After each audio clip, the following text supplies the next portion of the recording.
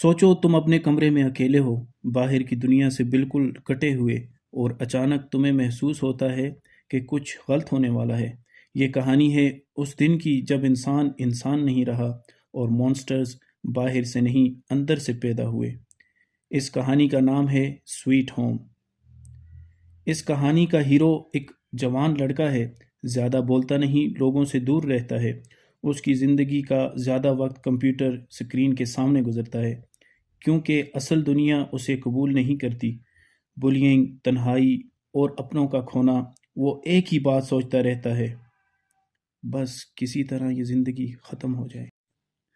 Hyun एक पुरानी apartment building में रहता है। नाम है ग्रीन होम।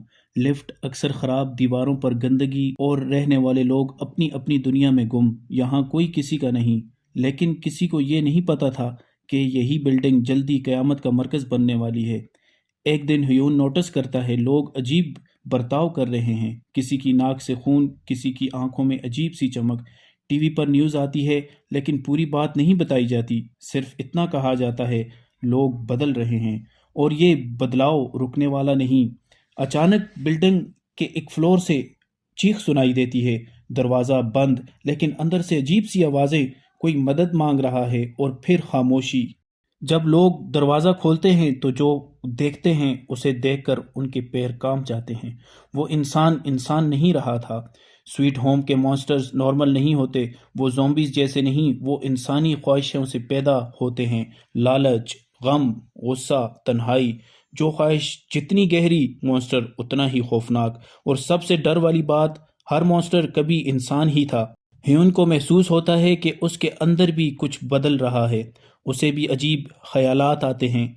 उसे लगता है जैसे वो भी मॉन्स्टर बनने वाला है, लेकिन वो लड़ता है, क्योंकि अगर वो हार गया तो फिर इंसानियत हार जाएगी। रात गहरी हो जाती है। बिल्डिंग के अंदर चीख और खामोशी दोनों एक साथ चलती हैं, और ह्यून सोचता है, क्या मैं जिंदा रह पाऊंगा, या मैं भी उन्हीं मॉन्स्टर जैसा बन जाऊंगा।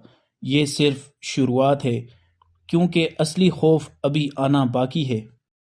मिलिट्री बिल्डिंग के बाहर खड़ी होती है। लाउडस्पीकर से सिर्फ एक ही बात सुनाई देती है, कोई बाहर नहीं निकलेगा।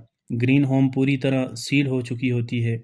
जो लोग अंदर थे अब सिर्फ एक दूसरे पर डिपेंड कर सकते थे, और सबके दिमाग में एक ही सवाल था, अगला मॉन्स्टर कौन बनेगा। बिल्डिंग के लोग छोटी छोटी बातों पर लड़ने लगते हैं। कोई कहता है सबको एक जगह इकट्ठा रहना चाहिए। कोई कहता है हर कोई अपना ख्याल खुद रखे।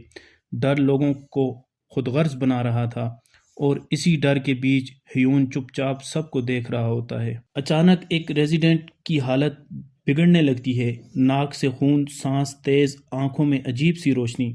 वो चीखता है, मैं ठीक हूँ, लेकिन सब जानते थे वो ठीक नहीं है।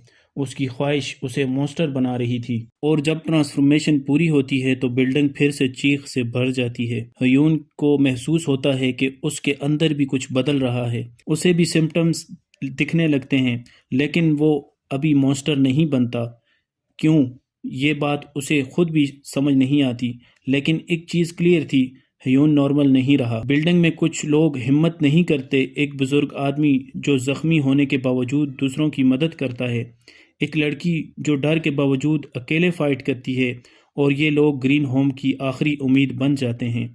रात को लाइट्स बंद होती हैं, हर आवाज़ मॉन्स्टर लगती है, और सबसे ज़्यादा खौफनाक बात, तुम्हें पता नहीं होता कि जो तुम्हारे साथ खड़ा है वो इंसान है या अगला मॉन्स्टर।